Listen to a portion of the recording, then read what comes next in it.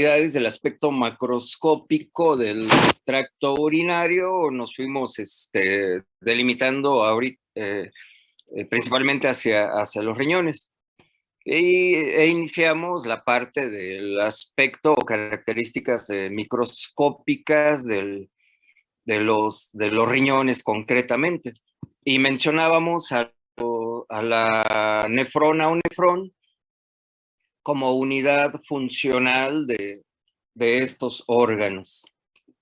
Y comentábamos respecto de eso que los perros tienen aproximadamente 800,000 nefronas, en tanto que los gatos solo 400,000. No obstante, bueno, aunque haya diferencia en el número, por supuesto que la función renal total en ambas especies pues va a ser la misma, ¿verdad? Unos con más, otros con menos, pero la función renal total, por supuesto que se cumplirá de la misma manera. En ese sentido, bueno, también es bien importante, pues, recordar cómo están constituidas estas unidades funcionales y cómo funcionan, ¿verdad?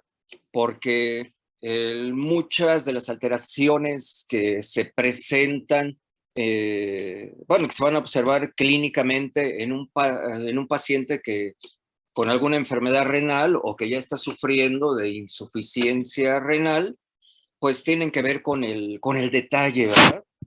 A veces hasta con las partes que parecieran más insignificantes del riñón y concretamente de la nefrona, pueden ser las culpables de que algo ande mal, ¿verdad? No solo respecto de la función renal, sino en general del organismo. Es decir, estamos hablando concretamente de un nivel celular, ¿verdad? Con que falle, por ejemplo, un grupo celular, es suficiente para que toda la economía, es decir, toda la homeostasis del organismo se desajuste. Ayer comentábamos un poquito, ¿verdad? Que los riñones tienen que ver un poquito, bueno, tienen que ver mucho con la regulación de la presión arterial. Con una pequeña falla que tengan los riñones, inmediatamente se va a desajustar la presión arterial. Y un paciente puede sufrir una crisis hipotensiva severa, súbita, que lo puede llevar a una situación de choque rápidamente. O al revés, una crisis hipertensiva rápidamente le puede provocar a una persona, a un perro o a un gato, probablemente un infarto agudo al miocardio o un accidente cerebrovascular o ceguera, ¿verdad?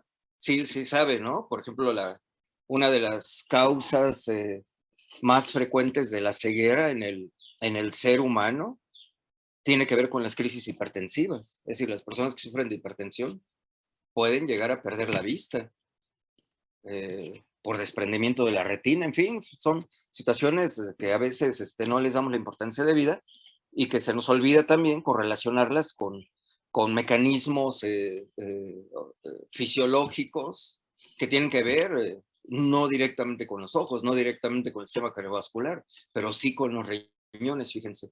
Entonces, dicho esto, pues vamos nada más a ver otra vez, igual que ayer, lo más relevante, bueno, un resumen de lo más relevante del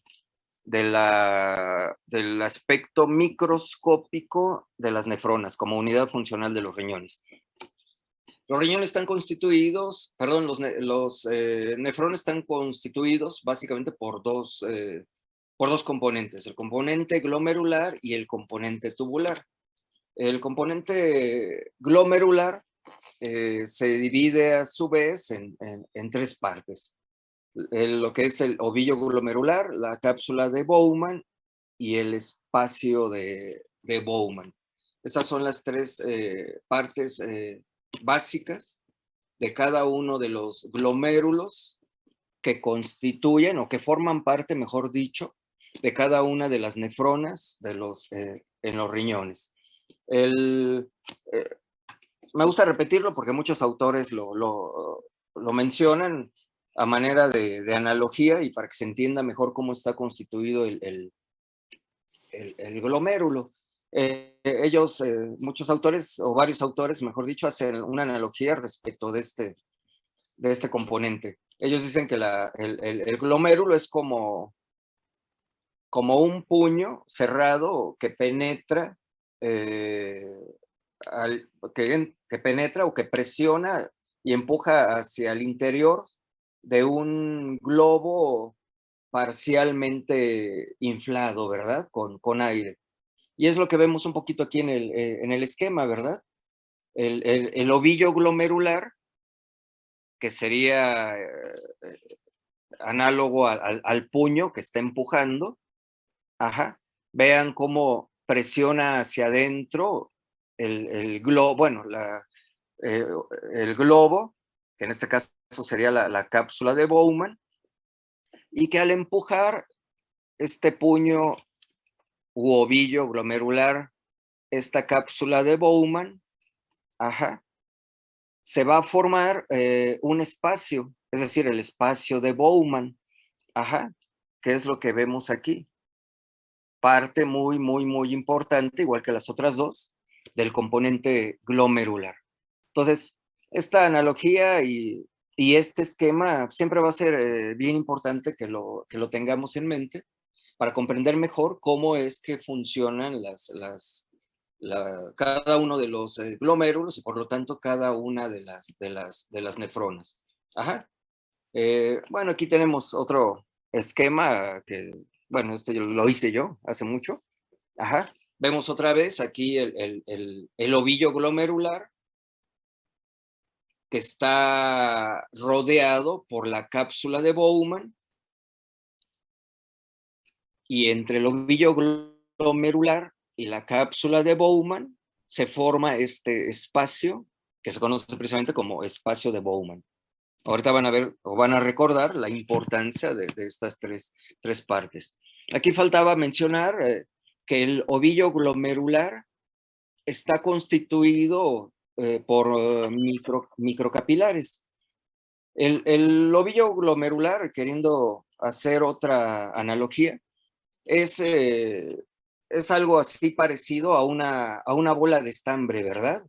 Una bola de estambre que igual que el puño, bueno, está penetrando, empujando la cápsula de Bowman y formando, pues a su vez, como ya lo dijimos dos veces, el espacio de Bowman. Este ovillo glomerular o bola de estambre o bola de microcapilares, porque eso es el ovillo glomerular, microcapilares, está constituido básicamente por esto: la arteriola aferente y la arteriola eferente. Ajá.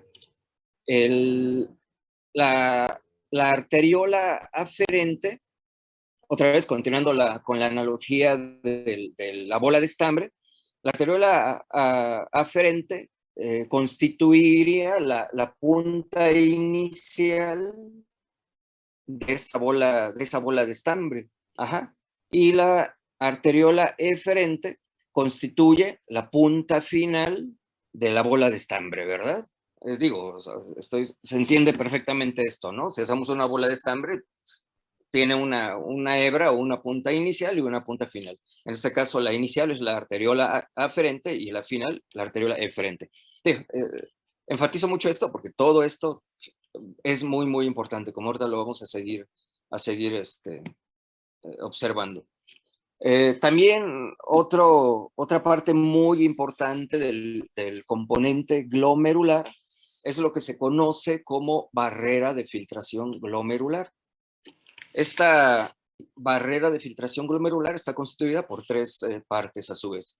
Una es el endotelio capilar, después la membrana basal acelular, bueno, se dice que es acelular porque está constituida básicamente por glucoproteínas y mucopolisacáridos que le van a conferir cargas eléctricas, ¿verdad? A esta membrana basal y por lo tanto a la barrera de filtración glomerular para permitir el paso o no de ciertas partículas hacia del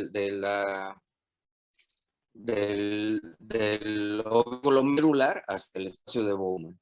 Y por último, tenemos el epitelio visceral o podocitos, que pues van a actuar al emitir estos podocitos o prolongaciones, al formarse estos podocitos como prolongaciones del epitelio visceral, estos van a ampliar la superficie de filtración y van a producir este efecto, ¿verdad? De fagocitosis. Es decir, fagocitosis cuando bueno, hay partículas que no tienen que pasar hacia el espacio de Bowman y se quieren colar, ¿ok?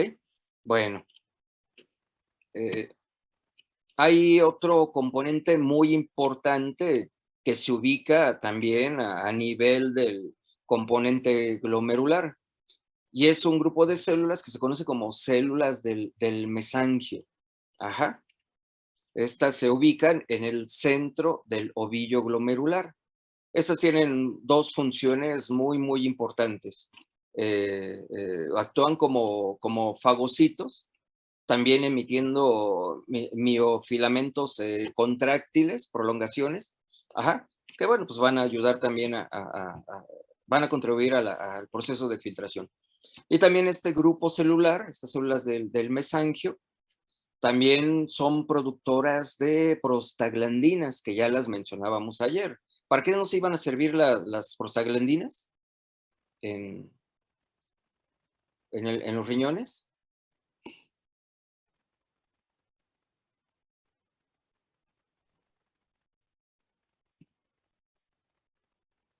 Alejandra Velasco.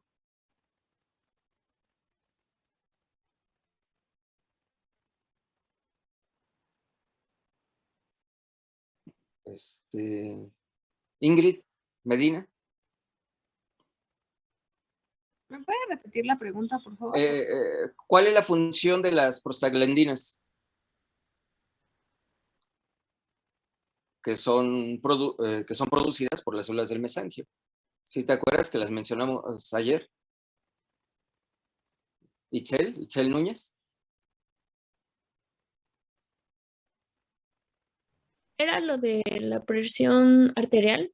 Excelente, sí. ¿Pero en qué sentido? ¿En positivo o en negativo? En hipertensión, ¿no? Ok.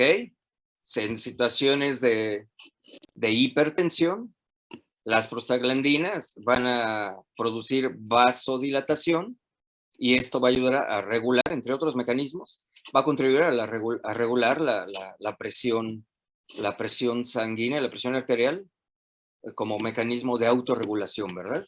Entonces, vean la importancia de eso. Por eso les decía, hasta lo más mínimo, el más mínimo detalle que tenga que ver con las nefronas, con cada uno de sus componentes, va a ser siempre va a resultar relevante, ¿ok? Entonces, las células mesangio que se ubican en el centro del ovillo glomerular, su función más importante es la de producir prostaglandinas. Ajá, que bueno, estas células del mesangio a su vez forman parte de algo que se conoce como aparato yuxtaglomerular, si se acuerdan de eso, ¿verdad? Ok, el segundo componente de la nefrona es el componente tubular. Para no perdernos, la nefrona está dividida en dos componentes, el componente glomerular y el componente tubular. ¿Ok? Entonces, del componente tubular, estos obviamente son túbulos que básicamente están constituidos por una capa de células epiteliales, una monocapa de células epiteliales que va a variar de un segmento a otro. Recuerden que el componente tubular está dividido en varios segmentos, ¿verdad? Y esta monocapa de células epiteliales va a variar de un segmento a otro. Ajá. En su número principalmente. Y van a cumplir, pues obviamente con diferentes funciones, ¿verdad? A lo largo de todo el proceso de absorción y excreción líquido que va fluyendo a través de la nefrona y que proviene del componente glomerular. ¿Ok? Bueno, el componente tubular, como decíamos, se divide en varias porciones.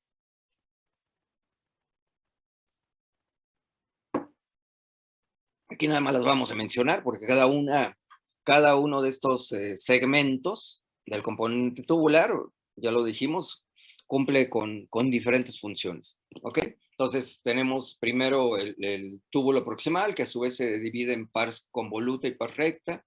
Se continúa la pars recta con el asa de Henle, que está constituida por estas ramas, la rama descendente delgada, la asa u horquilla, y esta a su vez se continúa con la rama ascendente, que puede ser delgada o gruesa, según en dónde se ubique la nefrona, ¿verdad? Si es medular o yuxtamedular. Y esta rama ascendente delgada y gruesa se le suele conocer como mácula densa. Esta mácula densa, a su vez, se continúa con el túbulo contorneado distal, con el túbulos conectores, estos a su vez con el túbulo colector o túbulos colectores, que también tienen varios segmentos, el túbulo colector inicial, cortical, medular externo e interno, para finalmente todos estos túbulos, 800,000, acuérdense, en el perro, 400,000 en el gato, van a drenar finalmente hacia los cálices, ¿verdad? Hacia los cálices medulares. De ahí ya va a drenar ese líquido, bueno, que ya es propiamente la orina, hacia la pelvis renal. De la pelvis renal o pelvisilla renal, pues ya la orina drena hacia el uréter, hacia los ureteres, la vejiga y finalmente a la uretra y hacia el exterior, ¿no? Es decir, este componente tubular, bueno, pues va a conducir la orina, como ya dijimos, finalmente hacia el sistema de drenaje del sistema urinario, pues para que la orina sea eliminada, ¿ok? Bueno, algo también muy, muy, muy importante, digo, todo es importante, pero bueno, algo también importante para recordar es cómo es que se da la perfusión de los riñones. Volvemos al aspecto primero macroscópico y después microscópico. Obviamente la irrigación proviene del corazón izquierdo, concretamente del ventrículo izquierdo, que va a bombear la sangre hasta que ésta llega a la aorta caudal. Esta aorta caudal conduce la sangre hacia las arterias renales. De ahí se van subdividiendo las arterias hasta ser arteriolas. Se dividen las arterias renales, 2 para cada riñón, en arterias interlobares, arterias arcuatas, arterias interlobulillares, para finalmente esta arteria interlobulillar se continúa ramificando hasta formar la arteriola aferente, que ya dijimos de qué forma, ya no funciona. Ahí está. La arteriola aferente, ya dijimos, forma la punta inicial del ovillo glomerular. Es decir, son capilares que conforman la mayor masa, la masa principal del ovillo glomerular, componente parte del componente glomerular. Y esta arteriola aferente, que forma, ya lo dijimos, la mayor parte de esa maraña, de esa bola de estambre, finalmente se va a continuar hacia la arteriola glomerular eferente, que constituye básicamente la punta final de esa bola de estambre. Esta punta final de la bola de estambre o arteriola eferente va a constituir lo que se conoce como red capilar peritubular. Esta red de capilares peritubulares obviamente son los que se ponen en íntimo contacto con el componente tubular de la nefrona para que ahí se dé ese intercambio de los procesos de filtración. ¿Ok? Una vez que en cada nefrona, bueno, todas, aquí las yuxtacorticales y corticales, esta red de capilares peritubulares se continúa en lo que se conoce como vasa recta. Esa vasa recta, en sentido contrario a como venían subdividiéndose los capilares al principio para conformar la arteriola aferente, esta vasa recta, bueno, se va a ir uniendo hasta salir del riñón en forma de venas renales, ¿verdad? Y bueno, estas venas renales van a conducir la sangre proveniente de cada uno de las nefronas para regresarla hasta la vena cava caudal, y de la vena cava caudal, ya saben, al corazón, para llegar hasta el corazón derecho, y de ahí a los pulmones, y de los pulmones otra vez al corazón izquierdo, y se inicia nuevamente ese ciclo, esa circulación, ¿verdad? Que va a dar hasta los riñones y hasta todos los órganos y tejidos del cuerpo. ¿Ok? ¿Sí quedó clara esta parte? Porque, digo, también esta parte es muy, muy importante que la recordemos y que la podamos entender. Ay, ahora no funciona mi ratón. Ahí está. Ya mencionábamos el aparato yuxtaglomerular. Este aparato yuxtaglomerular se ubica entre la arteriola aferente y eferente, en la zona donde el túbulo contorno distal entra o está en contacto con el glomérulo. ¿Ok? Pero, ¿qué es este aparato yuxtaglomerular? Emanuel, ¿te acuerdas?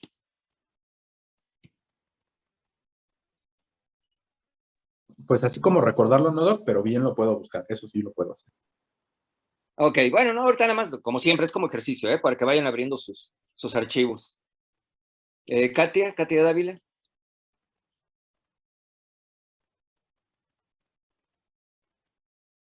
Montserrat Araujo.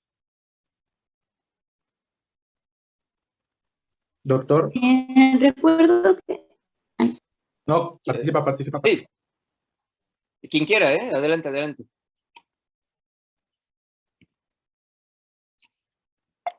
Bueno, este aparato yuxtaglomerular es un sistema constituido por estos tres grupos celulares. Ajá. Las células granulares, las células del mesangio y la mácula densa.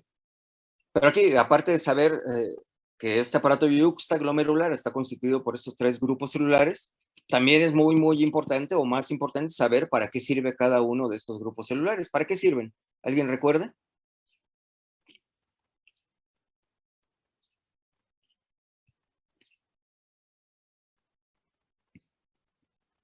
Esto es denso, digo, yo estoy seguro que lo vieron en filosofía, no, digo, en fisiología y en otras asignaturas. Ahorita nada más es para ir recordando, integrando, como ya lo decíamos ayer, mucho de esto que ustedes ya saben, ¿no?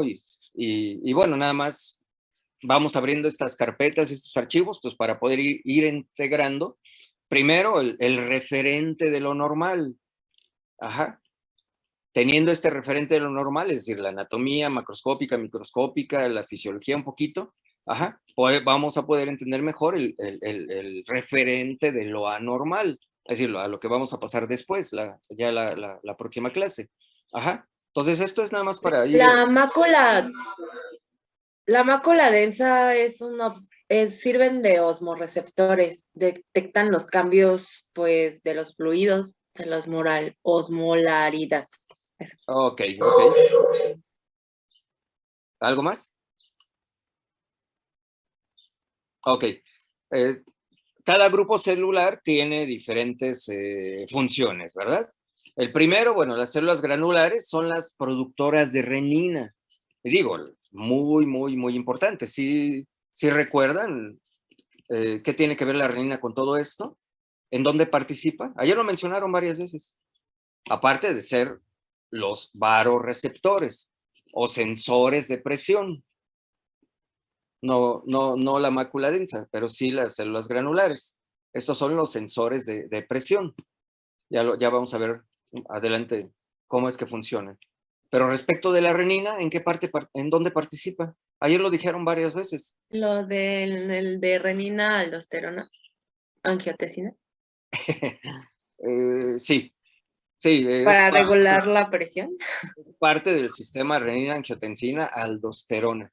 Y que sí, una de sus principales funciones es sí, contribuir en la regulación o participar en la regulación de la presión sanguínea o la presión arterial, ¿verdad? Entonces vean la importancia de la renina.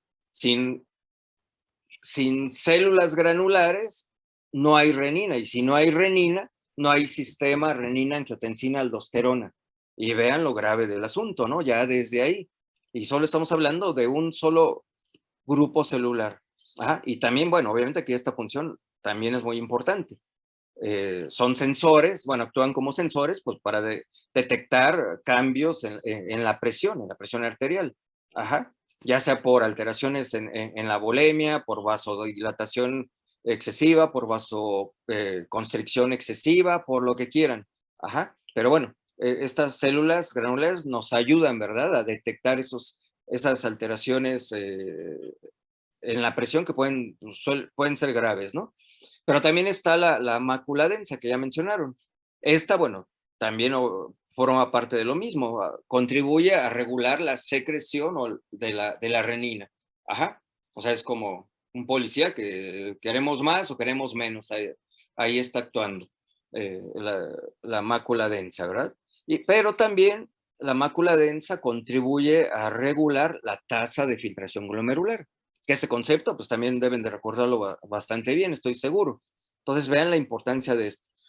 Y las células del mesangio, que ya habíamos comentado, que ya habíamos mencionado, y que se ubican al centro del ovillo glomerular, y que además de actuar como fagocitos, bueno, la función más importante de este grupo celular es la de producir prostaglandinas, que también van a ayudar pues a contribuir a regular la presión, bueno, entre otras cosas, pero sobre todo ayudan a regular la presión arterial, ¿sale? Entonces vean la importancia de este aparato yuxtaglomerular y los 3 grupos celulares que lo constituyen, ¿ok? Déjenme abrir la puerta. Ahí, ¿dónde está? Desapareció. Bueno, ahorita le abrimos. Bueno, déjeme ver qué falta de aquí, qué es importante. Bueno, ya. Eso la parte, digo, es muy, esto es, podría diseccionar muchísimo más, pero bueno, con lo que acabamos de revisar, creo que de momento es suficiente pues para poder entender muchos de los procesos que siguen y de muchos de los procesos que participan en esta situación, es decir, en la formación de orina, que bueno, pues tiene que ser el resultado final de toda la labor que realizan los riñones, de la labor que realizan cada una de las nefronas. ¿Alguien nos puede ayudar a hacer un resumen de cómo es que se da esto? Hanna, ¿te recordarás algo de cómo es que se forma la orina? Ya con las piezas del rompecabezas que acabamos de mencionar, probablemente ya más o menos vayan integrando o sigan integrando este rompecabezas.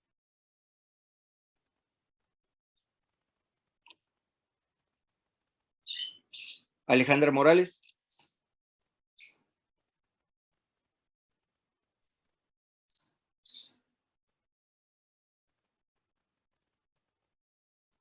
Liliana Hernández.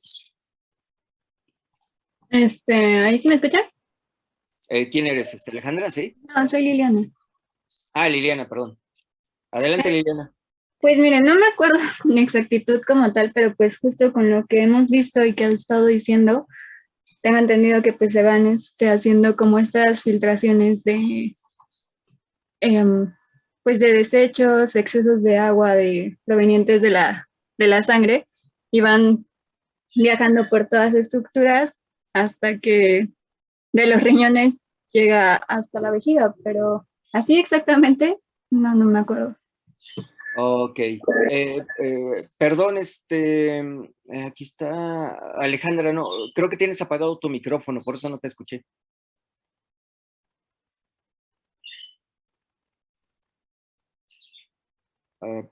Ya lo activaste, me parece. No, no te escucho.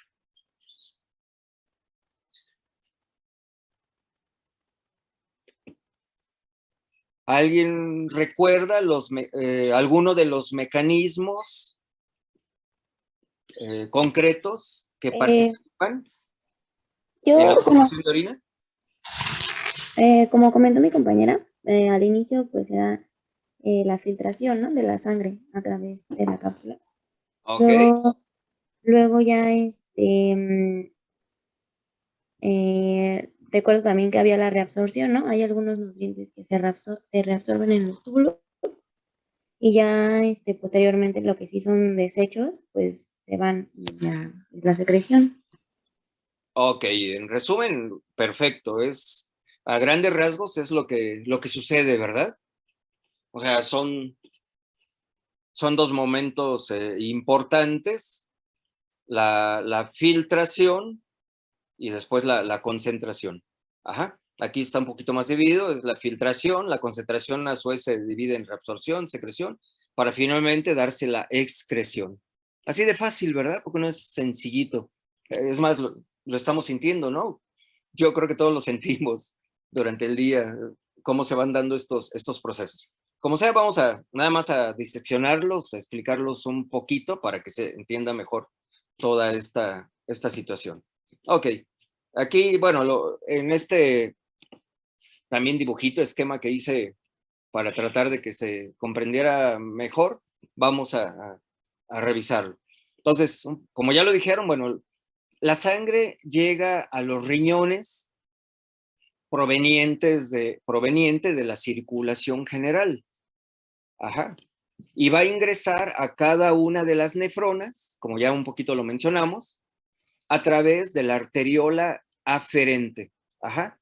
Para llegar, bueno, o sea, esa arteriola aferente, ya dijimos que constituye el ovillo glomerular, aquí a manera de bola de estambre, ¿verdad? Entonces la sangre va ingresando a cada nefrona a través de esta arteriola aferente. La sangre que va llegando al ovillo glomerular, ¿aquí qué va a suceder? ¿Quién estaba hablando ahorita? Ya se me olvidó quién estaba hablando. Pero aquí, a nivel del ovillo glomerular, ¿qué proceso se va a dar? La filtración, ¿no? La filtración, aquí está señalado. Ajá. Aquí se va a dar la filtración. Es decir, se va a filtrar la sangre. Ajá.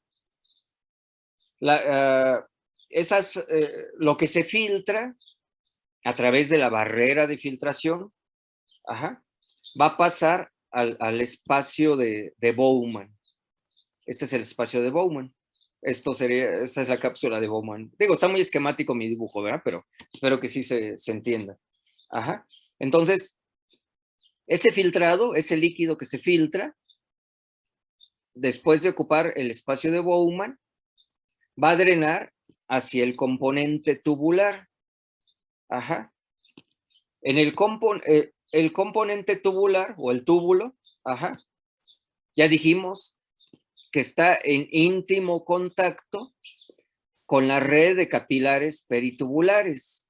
Ajá. Es decir, la red de capilares peritubulares es la continuación de la arteriola eferente. Es decir, la punta final de esta bola de estambre, ¿verdad? La punta inicial es la arteriola aferente, la punta final es la arteriola eferente. Entonces, al estar en íntimo contacto, el componente tubular con esta red de capilares peritubulares, se van a dar estos procesos de secreción y de resorción. Ajá.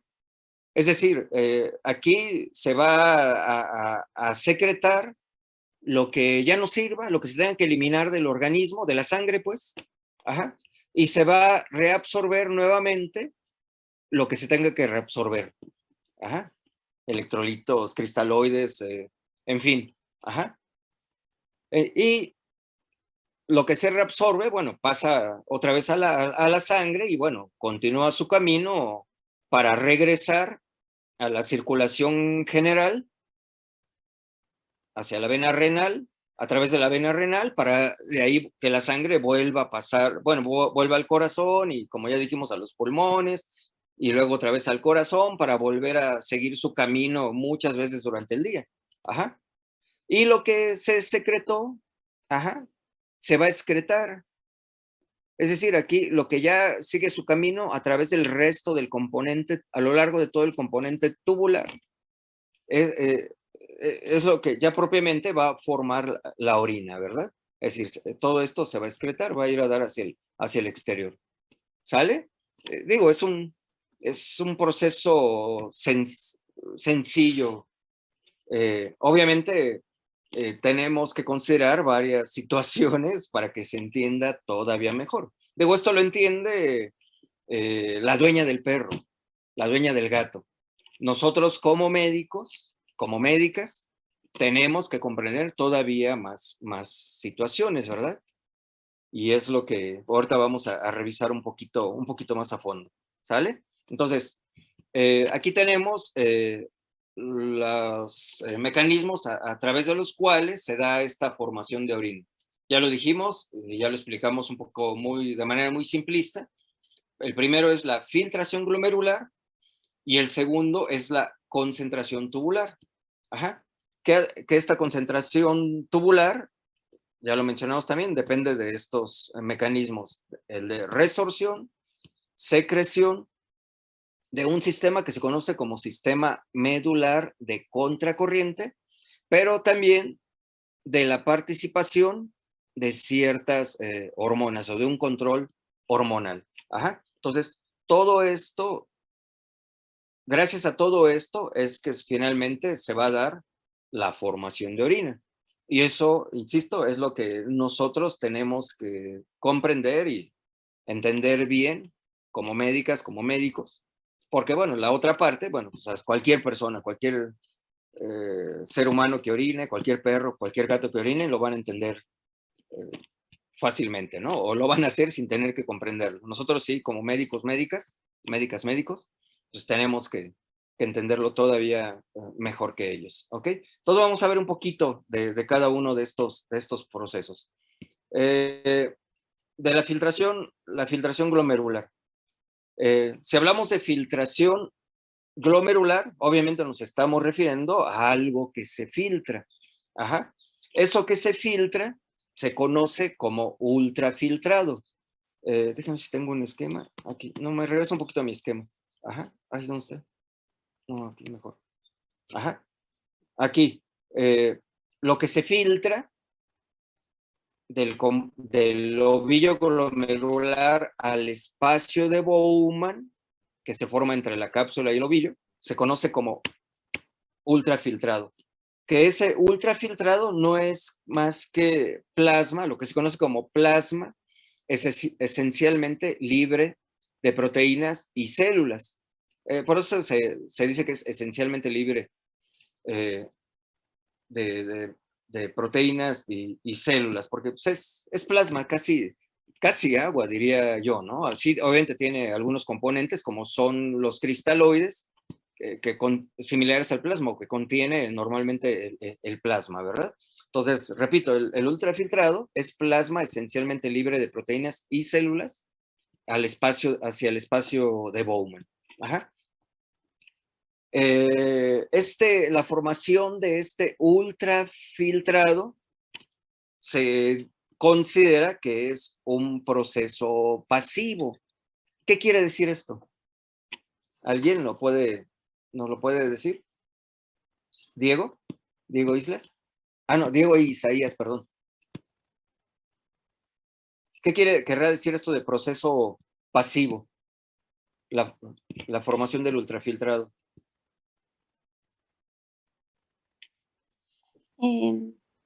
¿Puedo decirlo yo, doctor? Bueno, Sí, adelante. Sí, no esperen. Si alguien no contesta, ya saben que aquí todos participamos y todos vamos aprendiendo de todos. Sí, adelante. según yo es que no requiere de energía como tal, ¿no? No requiere de gasto de energía, ¿verdad? Solo Sí, requiere... se va también por los canales, ¿no? Nada más. perdón, Diego, otra vez. que solo se lleva a cabo por canales, así como dice mi compañera, que no utilizan ningún tipo de energía. Ok, ok. Sí, sí, sí. Indirectamente, por supuesto que tiene que haber gasto de energía, pero al nivel del componente glomerular, nada. Ajá. Básicamente este proceso de formación de ultrafiltrado va a depender de la normovolemia y de la normotensión. Es decir, que en otras palabras, y ahorita lo vamos a diseccionar un poquito más, depende de que el sistema cardiovascular esté funcionando en óptimas condiciones, que esté siendo eficiente.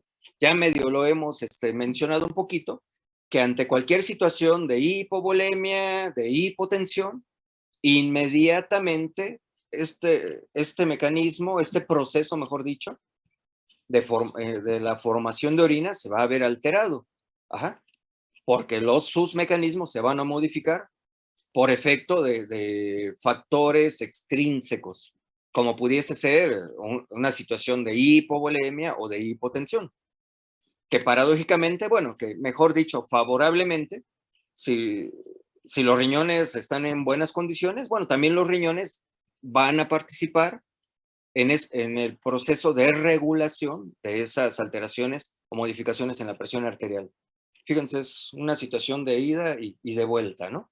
Ok, eso entonces es un proceso pasivo y que ya lo dije, lo repito, depende básicamente de la normovolemia y de la normotensión. Esos dos conceptos los vamos a estar repitiendo en adelante varias veces para que los recuerden, ¿no? Normovolemia más normotensión igual a formación o producción del ultrafiltrado. Aquí nada más para comprender mejor todo esto, ¿no? El riñón, si se acuerdan, recibe del 20 al 25% del gasto cardíaco. ¿Alguien recuerda qué es el gasto cardíaco? Ahora no sé por qué no puedo mover mi... A ver, aquí sí pude mover. María Sixtos.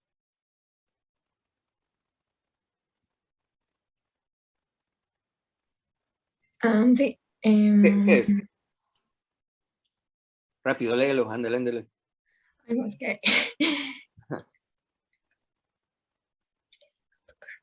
Bueno, mientras lo encuentras Ay, bien. no me acuerdo. A ver, ok, Andrea Paula Torres. Jessica Gutiérrez. Aquí estoy. Recuerdo vagamente que tenía que ver con la cantidad de sangre eh, eyectada. ¿Eyectada desde dónde o por quién? Por el corazón. Pues sí, ¿no? Sí, Ajá. el gasto cardíaco es, digo, versus volumen minuto, es la cantidad de sangre que el ventrículo izquierdo del corazón bombea por minuto, ¿no? Y si es gasto cardíaco versus volumen minuto es normal, bueno, no solo los riñones, sino todo el organismo se va a mantener en óptimas condiciones. Si a ustedes se les disminuye por la razón que quieran un muy bajo porcentaje del gasto cardíaco, uy, enseguida se van a sentir así raros, ¿no? Como que se van a marear o pueden hasta desmayarse, ¿no? Bueno, digo, en situaciones que luego suceden, ¿no? O al revés, si ese gasto cardíaco se incrementa por la razón que quieran. O sea, hacia arriba, acuérdense que las variaciones hacia arriba o hacia abajo, generalmente se considera de variaciones de más o menos 20% hacia arriba o más o menos por 20% hacia abajo, siempre van a causar alteraciones, ¿no? Hay que tener en mente siempre ese porcentaje de variación en diversas constantes fisiológicas, pero concretamente en el gasto cardíaco, en la frecuencia cardíaca, en la frecuencia respiratoria, en la temperatura, en fin, ¿sale? Pero bueno, aquí el riñón, volviendo a esto, el riñón recibe del 20 al 25% del gasto cardíaco por día. Y de este porcentaje del gasto cardíaco, el 93% de este 100% va a dar a la corteza, ¿verdad? A la corteza renal. Ajá. 6%, digo, acuérdense, el 96% va a dar a la corteza porque es en donde se ubican la mayor parte de los glomérulos. Digo, hay muchos detalles que no revisamos, nada más vimos lo más general, pero vayan recordando estos detalles, ¿verdad? Si el 93% del gasto cardíaco está presente en determinado momento en la corteza renal, es porque ahí se ubican la mayor parte de los glomérulos.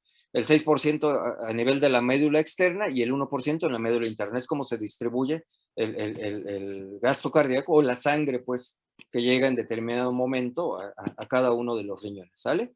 Entonces, aquí otro dato bien importante, vean, el plasma total, digo, prácticamente toda la sangre, dicho de otro modo, pero aquí nos referimos para ir delimitando hacia el ultrafiltrado, el plasma total o todo el plasma se filtra 60 veces por día. Ajá. De este total que se filtra 60 veces durante todo el día, 99% se reabsorbe y solo 1% se excreta. Digo, aquí se entiende obviamente que, bueno, este 1% pues va a ser la orina, ¿verdad? Que se va a producir, que se va a formar, ¿sí? Aquí, a manera de ejemplo, vean, tenemos un perro ¿alguien estornudó? Salud. Tenemos un perro de 40 kilos. Entonces, un perro de 40 kilos normalmente tiene 2 litros de plasma total. Entonces, si ya dijimos que el plasma total se filtra 60 veces durante el día, entonces este perro va a filtrar durante el día 120 litros de plasma en 24 horas. Y de esos 120 litros de plasma que se filtran durante 24 horas, 119 litros se reabsorben y solo 1 litro se va a excretar. Es decir, 1 litro de orina, pues, dicho de otro modo, ¿sí? Entonces, estos datos, digo, y esto tiene que ver otra vez, pues, con la parte que acabamos de ver, con el gasto cardíaco, ¿verdad? En tanto este se mantenga constante, esta relación, esta proporción se va a cumplir, ¿sale? Bien, decíamos que, bueno, tenemos, ¿sí? ¿Alguien preguntó algo? Déjenme ver el chat, porque siempre se me olvida ver el chat.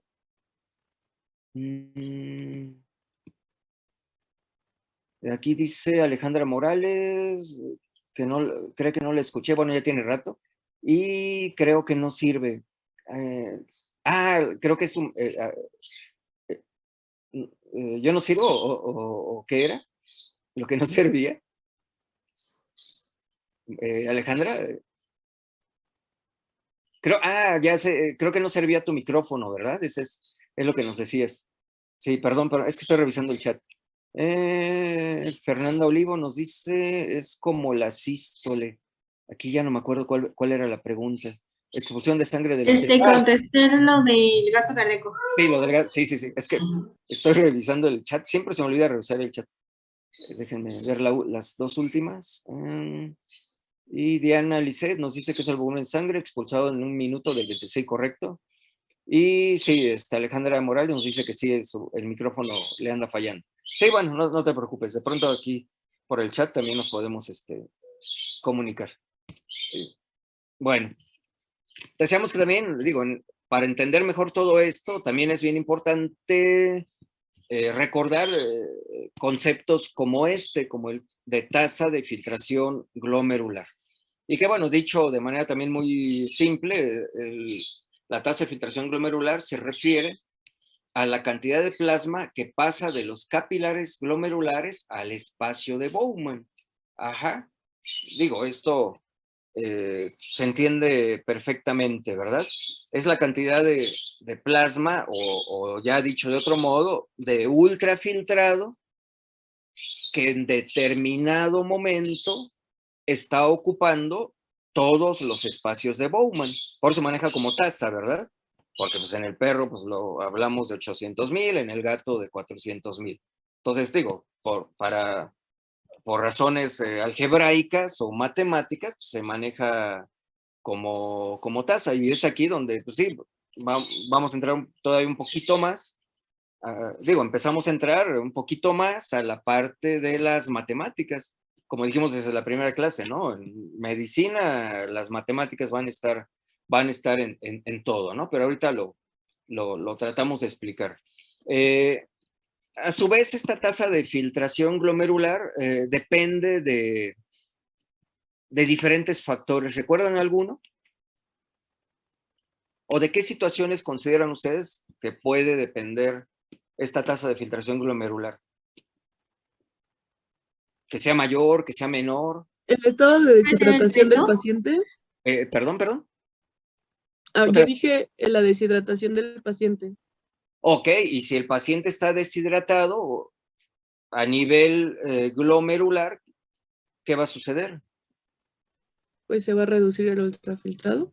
Ok, se reduce el ultrafiltrado, ¿verdad? Sí. ¿Habrá alguna situación a nivel local, es decir, a nivel del componente glomerular, que pueda alterar esta tasa de filtración glomerular? Es decir, la salida de ese ultrafiltrado hacia el espacio de Bowman.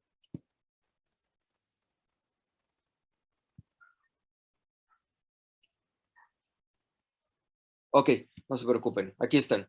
Esta tasa de filtración glomerular está determinada por la presión neta de filtración, que es un poquito lo que acaban de decir. Si hay hipotensión o hipovolemia, se va a alterar esta presión neta de filtración y por lo tanto la tasa de filtración glomerular.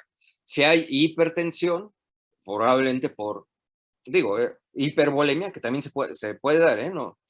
Lo vamos a ver un poquito esto, sobre todo en sistema respiratorio.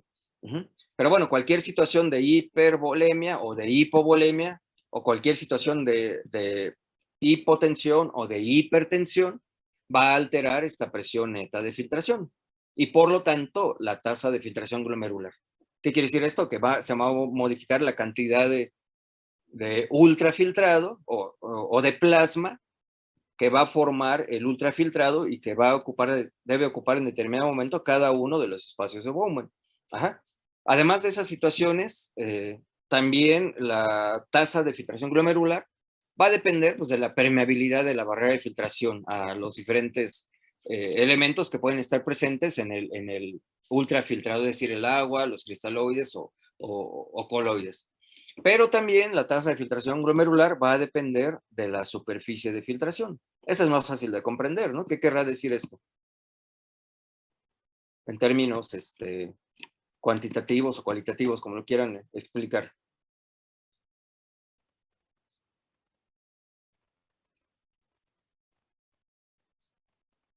Pues, ¿qué tan grande es el lugar? Tal cual la superficie, el tamaño. Más que el lugar, la superficie, el tamaño, bueno, obviamente sí la superficie. Ajá. La superficie, bueno, va a estar determinada por el número. Es decir, a menor número de ovillos glomerulares, es decir, si decimos que hay un menor número de ovillos glomerulares, estamos queriendo decir que hay un menor número de nefronas. Fíjense hasta dónde llegamos.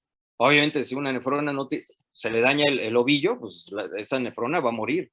Ajá. Entonces, si tenemos menos nefronas funcionales, eso directamente va a disminuir la superficie de filtración, ¿sí?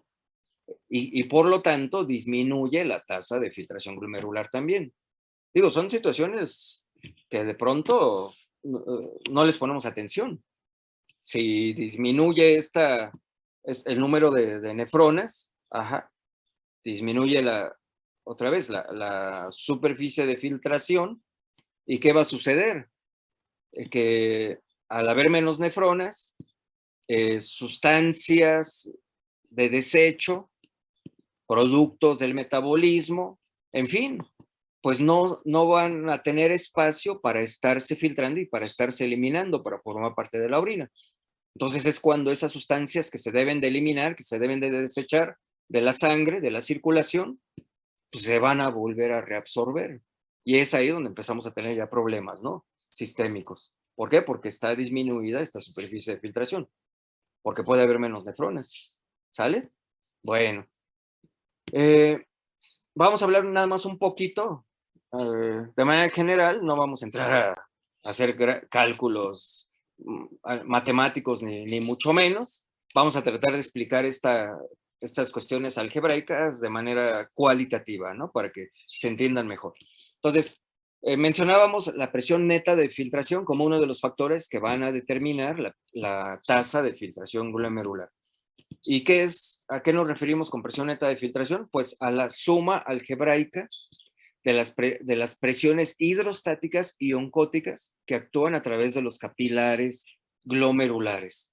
¿Ok?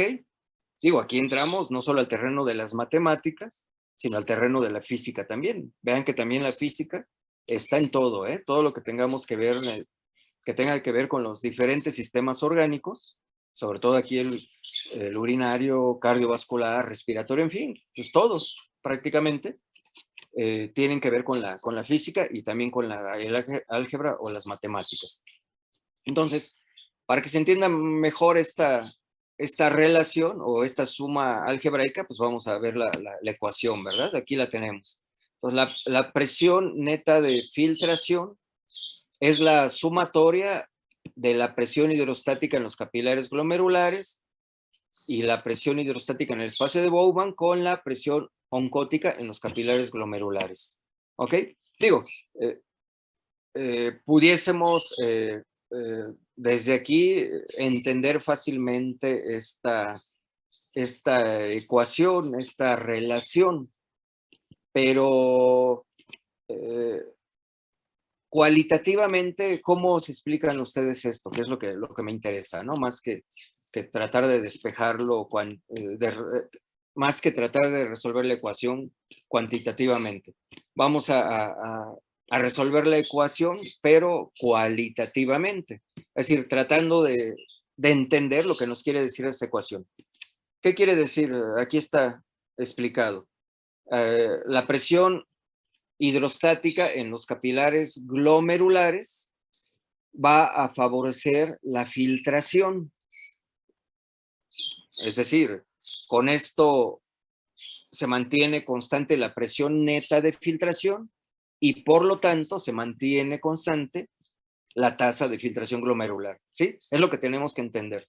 Ajá. Pero en esta pequeña partecita que, bueno, pues es muy importante, ¿qué quiere decir? La presión hidrostática en los capilares glomerulares favorece la filtración. ¿Cómo se lo explican?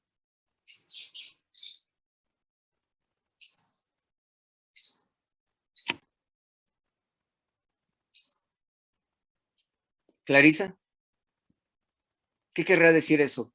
Que la presión hidrostática en los capilares glomerulares favorece la filtración.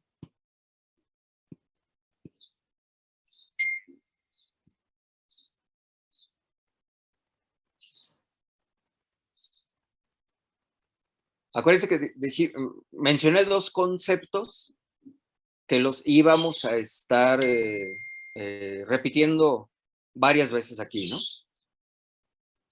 ¿Qué conceptos eran?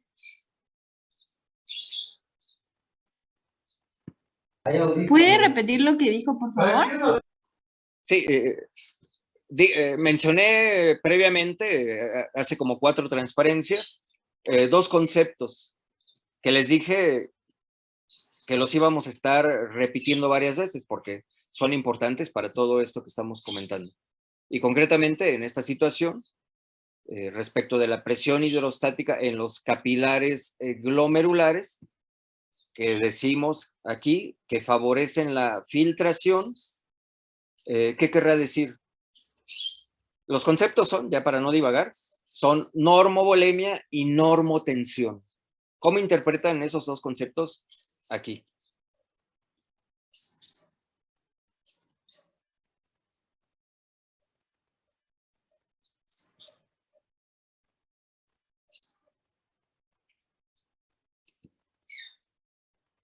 Para que la presión hidrostática en los capilares glomerulares se mantenga constante, tiene que haber normovolemia y normotensión. Es decir, que el volumen sanguíneo sea normal, que la presión sanguínea también sea normal. Y en ese sentido, esto va a favorecer la filtración. Es decir, está llenito así, bien, todo el ovillo glomerular, todos los ovillos glomerulares están llenitos. Ajá. ¿Por qué? Porque hay normovolemia y normotensión. Decíamos que la formación del ultrafiltrado es un proceso constante, pasivo. Entonces, si hay normovolemia y normotensión, pues el filtrado se va a ir dando automáticamente a través de la barrera de filtración.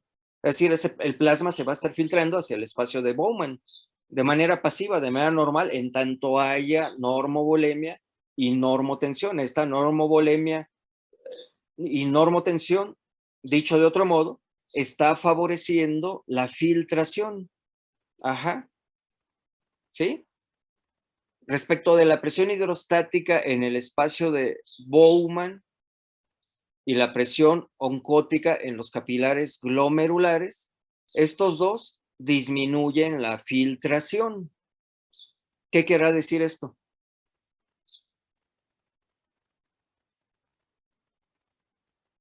Pues es el contrario del de arriba, ¿no? Uno aumenta y el otro pues la baja, pero son los contrarios.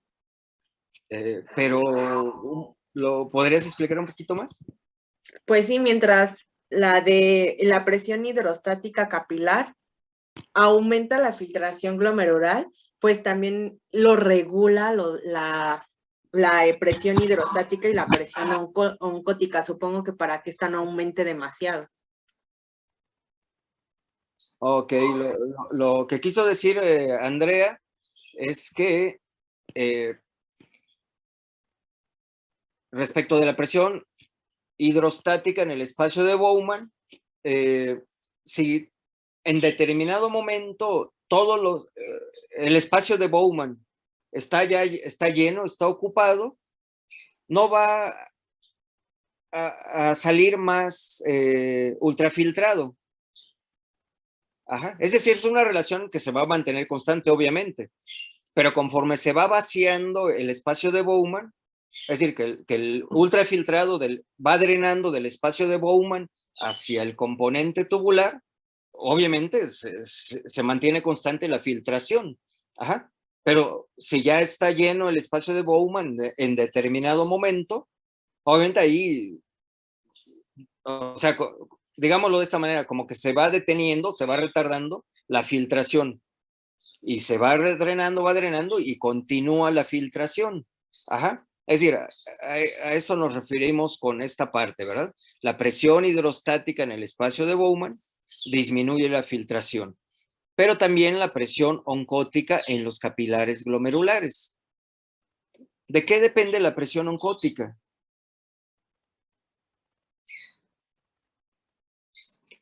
O sea, ¿por qué está dada la presión oncótica?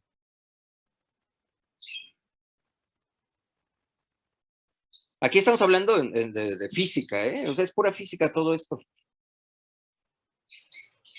sea, la presión oncótica en una solución va a depender de la presencia de solutos en un líquido. Ajá. A mayor concentración de solutos, pues mayor presión oncótica. Es decir, se retiene líquido, se retiene agua, ¿verdad? Si disminuye la concentración de solutos, se activa o se acelera la pérdida de agua.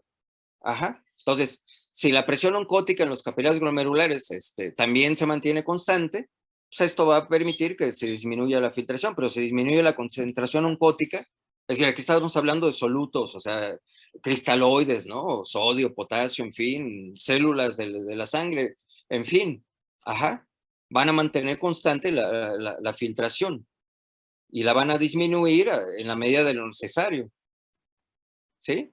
Ahora, más no se preocupen, o sea, yo sé que esta parte es un poquito densa, pero lo vamos a ir entendiendo conforme sigamos avanzando. Aquí lo importante es que se entienda no solo cuantitativamente, pero mejor cualitativamente esta ecuación. Ajá. Es decir, que la presión neta de filtración va a estar determinada por esta sumatoria. de la presión hidrostática en los capilares glomerulares, la presión hidrostática en el espacio Bowman y la presión oncótica en los capilares glomerulares. Ajá. Si esta sumatoria se da, la presión neta de filtración y por lo tanto la tasa de filtración glomerular también va a ser constante. ¿Sale? Eso es la parte que tenemos que entender. Bueno,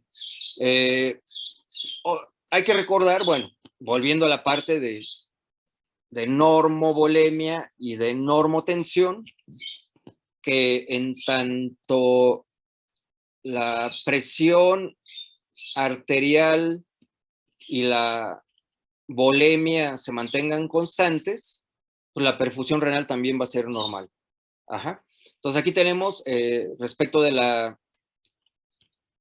presión arterial a nivel sistémico, este dato pues lo conocen, ¿verdad? Se debe mantener en un rango de 80 a 120 milímetros de mercurio. Algunos autores mencionan hasta 180, por eso se los pongo aquí. Lo normal es de 80 a 120 milímetros de mercurio, para que la perfusión renal sea normal. Y en tanto esta presión se mantenga constante, pues también la presión neta de filtración se va a mantener constante. Esta es la presión, este sería el resultado. No vamos a entrar otra vez al álgebra, pero bueno, este es el resultado final de la ecuación que acabamos de ver. La sumatoria de esas tres variables van a tener como resultado estos 10 milímetros de mercurio. Vean la diferencia, ¿eh? De 80 a 120 de la presión arterial normal a nivel sistémico y la presión neta de filtración a nivel glomerular. Ajá. Vean cómo baja. Es algo análogo a lo que sucede a nivel pulmonar también, en el frente de difusión, a nivel de la membrana alveolo-capilar. También a nivel de la membrana alveolo-capilar, la presión arterial se va a modificar de 80 a 120 milímetros de mercurio. A nivel de la membrana alveolo-capilar en los pulmones, la presión va a bajar hasta 15 milímetros de mercurio. Algo análogo a lo que sucede aquí a nivel glomerular, perdón, a nivel de los glomérulos, del ovillo glomerular. Si no se modificara de esta manera la presión sistémica para producirse esta presión neta de filtración, lo mismo que a nivel del frente de difusión en los pulmones, pues bueno, los glomérulos reventarían como globitos, lo mismo que los alvéolos pulmonares, ¿verdad? Si la presión arterial se mantuviera constante entre 80 y 120 o incluso 180 milímetros de mercurio, ¿verdad? Entonces vean, el hecho de que se den estos mecanismos y se dé esta sumatoria para que tenga como resultado la presión neta de filtración, no solo es para que se mantenga constante también la tasa de filtración glomerular, sino para permitir que, bueno, esa filtración se debe de manera normal. Ajá. Si no sería posible, no sería compatible ni siquiera con la vida. ¿Ok? Entonces, esto es importante recordarlo. Ajá. Ok. A su vez, vamos yéndonos hacia arriba. Ya un poquito lo comentamos y bueno, ya casi vamos a terminar por hoy para que no se mosquen, para que no se les haga muy denso esto. Ya dijimos, la tasa de filtración glomerular depende de la presión neta de filtración, pero a su vez, la presión neta de filtración depende también de estos mecanismos, ¿verdad? Es decir, ya hicimos una correlación con el sistema cardiovascular. Aquí estamos delimitando concretamente hacia el ventrículo izquierdo, que es el que va a determinar el volumen minuto, bueno, el gasto cardíaco y por lo tanto el volumen minuto. Pero también aquí participan ciertos mecanismos de autorregulación. Ajá. Para determinar la presión neta es la presión neta de filtración y por lo tanto esto, ¿sale? Aquí nada más volvemos a repetir, esto se repite. La contracción del ventrículo izquierdo va a permitir pues que haya normovolemia, normovolemia, es decir, flujo sanguíneo normal y por lo tanto perfusión renal normal, y normotensión, presión sanguínea también normal, normotensión, de 80, 120 o 180, ¿no? Como ya lo habíamos comentado. Ok. De los mecanismos de autorregulación, lo reitero aquí, nos ayudan a mantener constante la presión neta de filtración y por lo tanto la tasa de filtración glomerular. Y bueno, el resultado es este, el objetivo es este, evitar efectos adversos en el volumen y la composición del ultrafiltrado. Y como ya también lo mencionamos, algún daño directo a nivel de la membrana de filtración o a nivel de todo el componente glomerular, ¿sale? Pero ¿cuáles son esos mecanismos que se conocen como de autorregulación? Se les suelen llamar también mecanismos de autorregulación miogénica o miógena. Le pueden poner o quitar el acento como quieran, ¿en qué consisten estos? Ajá.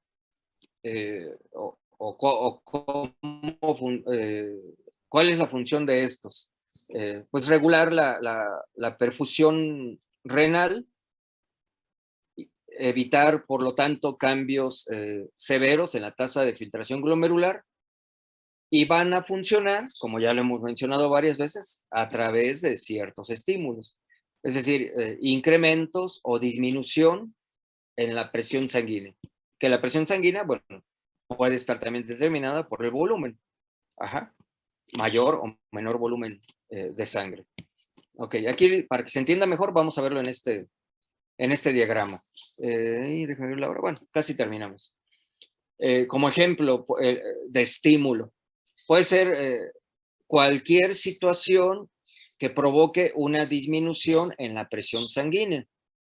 Digo, no sé, tal vez hipovolemia por deshidratación simplemente o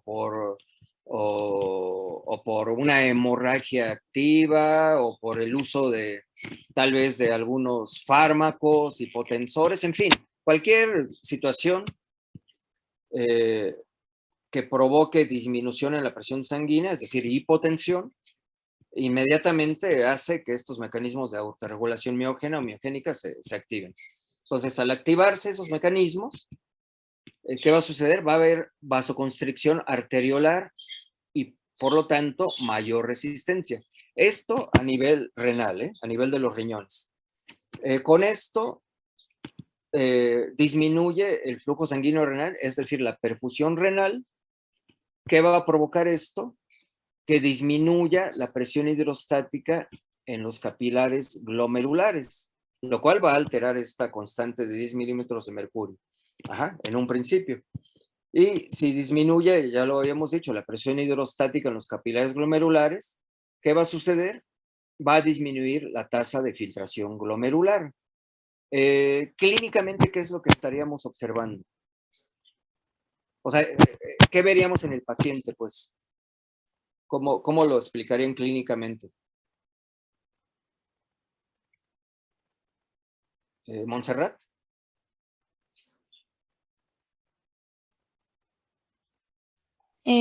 Perdón, doctor, ¿veríamos en el paciente de qué?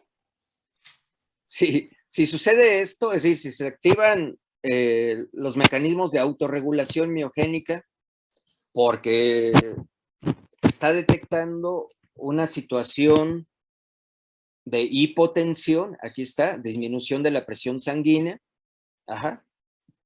esto está desencadenando está provocando estos efectos, es decir, que haya vasoconstricción arteriolar y mayor resistencia a nivel renal. Esta disminución en la perfusión renal o en la distribución del riego sanguíneo a nivel renal va a provocar que disminuya la presión hidrostática en los capilares glomerulares y por lo tanto va a disminuir la tasa de filtración glomerular. La pregunta es, clínicamente, ¿qué observaríamos en el paciente? ¿Habría disminución de la orina? Ah, sí, perfecto, excelente. El paciente va a orinar menos o no va a orinar. ¿Por qué? Porque gracias a estos mecanismos de autorregulación se está perdiendo menos agua y menos solutos, que se están reteniendo gracias a estos efectos de vasoconstricción arteriolar a nivel renal. ¿Para qué? Para que ese volumen se vuelva a la circulación general y se redistribuya y mantenga, trate de mantenerse la presión constante, ¿no? Se recupere la presión sanguínea. En otras palabras, pues para el paciente no se muera, ¿no? De un choque hipovolémico, de choque, pues, en términos generales. Vean cómo se activan estos mecanismos de autorregulación. Sin embargo, yo suelo llamarle, en este sentido, a los riñones los héroes anónimos. Ajá. Porque mientras los riñones se están produciendo este efecto para que el paciente pues, no vaya a morir, por lo menos en ese de momento, pues los riñones al recibir menos flujo sanguíneo, al perfundir menos sangre, ajá, pues sí, obviamente pues pueden empezar a morir. Esa es una situación que tenemos que considerar, ¿sale? Por eso a veces hay pacientes, bueno, lo hemos visto, ¿no? Vamos a comentarlo más adelante, la próxima clase. El mejor ejemplo que ustedes pueden tener respecto de esto, de esta situación, es cuando, no sé si les ha pasado en sus prácticas de cirugía, alguien de pronto estaba ahí feliz, bien emocionado haciendo cirugía y de pronto voltea el anestesiólogo y les dice, oiga, doctor, doctora, bueno, compañero, compañera, parece que mi paciente ya no respira, parece que ya no escucha el corazón. ¿Sí a alguien le ha pasado? ¿O aquellos que han trabajado con algún médico, algún veterinario, les ha pasado una situación así? Que de pronto están operando y va todo bien y de pronto el paciente se les muere. Ajá. Lo vamos a explicar un poquito más adelante, ¿sale? Para que quede más claro. La situación contraria en la cual se activan los mecanismos de autorregulación es también a través de estímulos, como ya dijimos. Un estímulo puede ser la disminución en la presión sanguínea, pero también incremento en la presión sanguínea. Es decir, acá estamos hablando de hipotensión, acá estamos hablando de hipertensión. Es decir, si hay estímulos como hipertensión, se activan estos mecanismos de autorregulación. Entonces, ¿qué va a suceder? Lo contrario de lo que sucedió acá arriba. Aquí va a haber vasodilatación arteriolar y por lo tanto menor resistencia. Ajá. Si hay menor resistencia, se incrementa la perfusión renal, es decir, el flujo sanguíneo renal. Si se incrementa esta perfusión renal, pues aquí se va a incrementar la presión hidrostática en los capilares glomerulares y como resultado final tenemos un incremento en la tasa de filtración glomerular. Es decir, el paciente va a orinar más. Dicho de otro modo, de manera más simple, un paciente hipertenso, en aquel que, bueno, la hipertensión no sea causada por algún problema renal, un paciente hipertenso va a orinar más. Ajá. Este sería el efecto de la activación de los mecanismos de autorregulación, ya sea hacia abajo o hacia arriba. Dos más y con eso terminamos por hoy para que traten de digerir todo esto, ¿sale? Estos mecanismos de autorregulación miogénica, aquí lo van a entender mejor, son de origen nervioso, pero también de origen hormonal. Es decir, gracias a la participación del sistema nervioso, se activan estos mecanismos. Y también gracias a la participación de ciertas hormonas, también se van a activar estos mecanismos. O propiamente esos son los mecanismos de origen nervioso y de origen hormonal. Respecto de la participación del sistema nervioso. Ajá. Aquí, ¿cómo sucede esto? ¿Cómo es que se activa este mecanismo de autorregulación miogénica de origen nervioso? Ya dijimos, tiene que ver con estímulos, ¿verdad? Es decir, el estímulo puede ser hipotensión o hipovolemia, pero también hipertensión o hipervolemia. Cuando el sistema nervioso detecta estos estímulos, bueno, más bien dicho de otro modo, ¿cómo es que el sistema nervioso detecta estos estímulos? Pues a través de receptores, ¿verdad? Estos sensores que se ubican a nivel del seno carotídeo y a nivel del callado aórtico. Ajá. Estos receptores que actúan como sensores envían un mensaje al sistema nervioso central. Ajá, como general o como director de la orquesta, ¿verdad? Si se acuerdan. Una vez que el sistema nervioso central detecta estos, bueno, recibe ese mensaje, déjenme abrir la puerta, aquí está. Cuando el sistema nervioso recibe ese mensaje, inmediatamente envía un mensaje a su vez a sus ejércitos. En este caso, el ejército es el sistema nervioso autónomo. Concretamente, el sistema nervioso autónomo en su porción simpática, en el caso de hipovolemia o de hipotensión, ¿verdad? Entonces, ¿qué va a hacer el sistema nervioso autónomo en su porción simpática? ¿Se acuerdan? Ya un poquito lo tratamos de explicar aquí.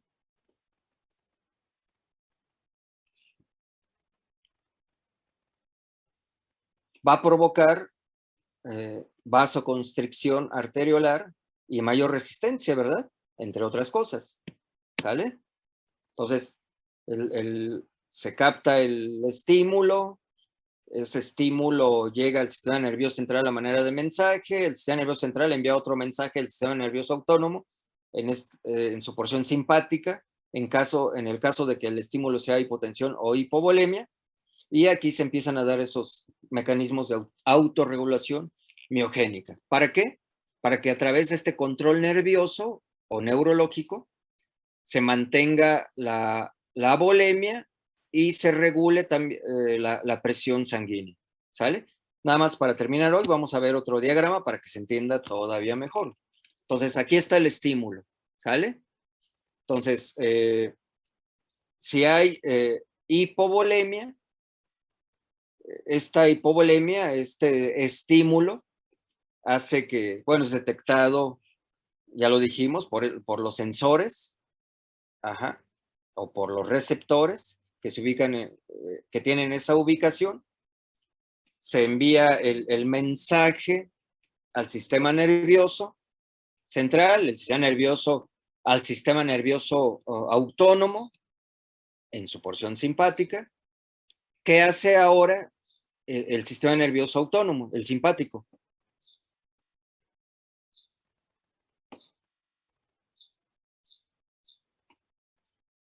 ¿Se acuerdan? Para que se dé este efecto de vasoconstricción y que por lo tanto disminuya la perfusión renal o el flujo sanguíneo renal y también disminuya la tasa de filtración glomerular para que se retenga agua y solutos. ¿Qué hace el sistema nervioso autónomo?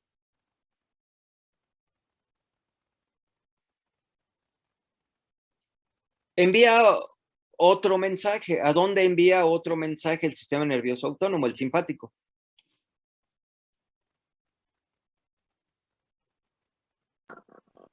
Aquí vemos que dice adrenalina.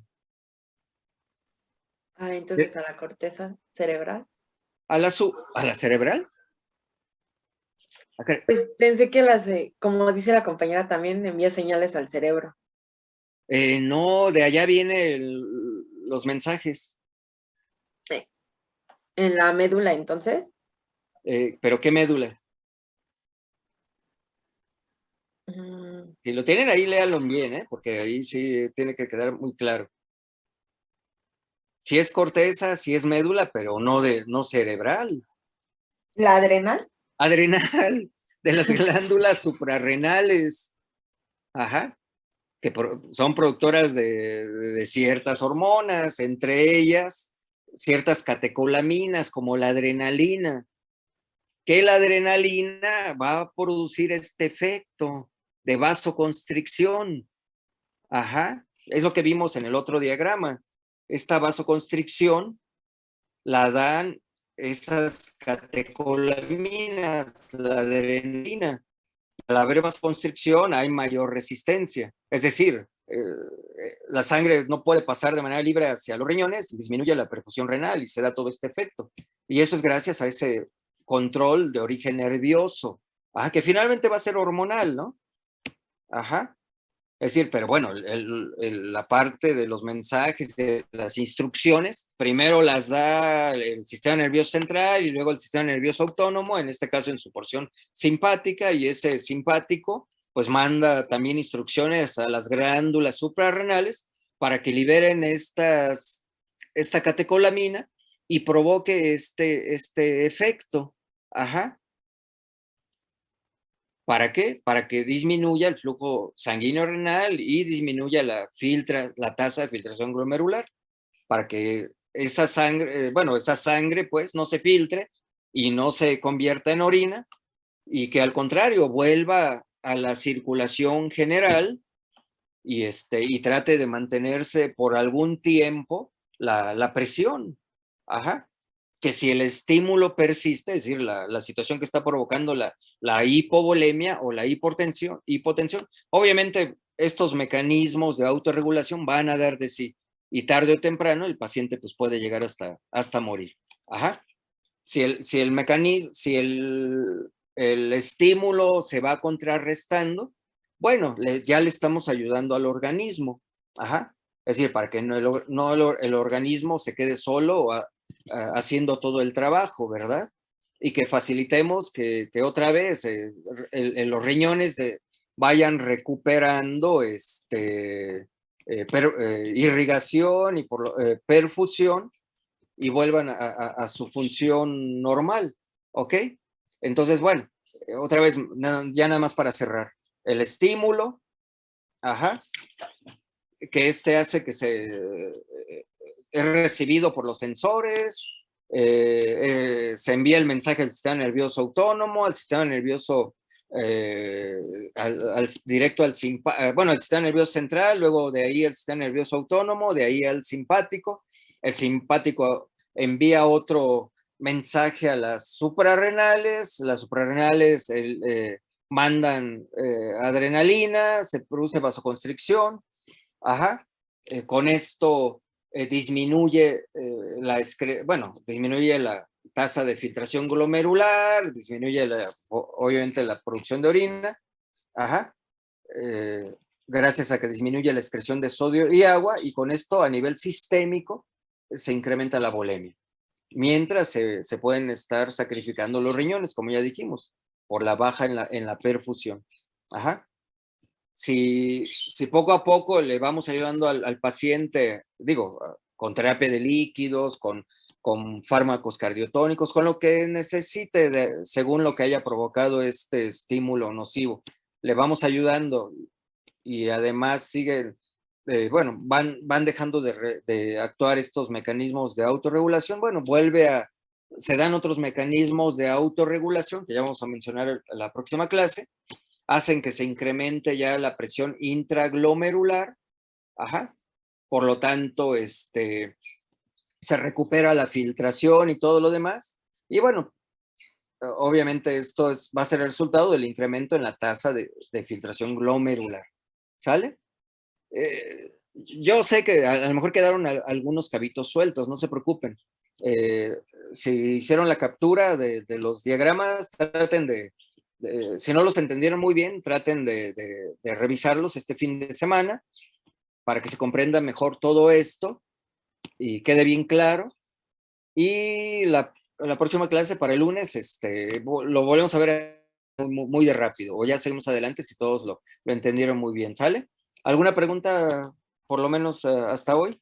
¿Hasta aquí? No, doctor.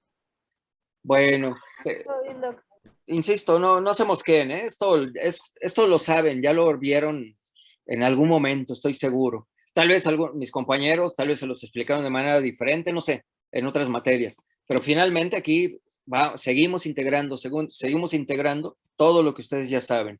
Si queda algún cabo suelto, ustedes me van diciendo y bueno, aquí tratamos de acomodar las cosas, ¿no? Pero también lo importante es que ustedes pongan un poquito de su parte y como les recomendaba el fin de semana, traten de revisar lo que hemos visto hasta hoy para que ya lo que sigue sea más fácil de entender. Sigan cuidándose mucho, vacúnense los que falten de vacunarse, no sé si hoy es el último día para su grupo de edad y pasen buen fin de semana. Nos vemos el lunes. Igualmente, profe, gracias. Gracias. Gracias, Doc. Que les vaya muy bien. Que estén muy bien.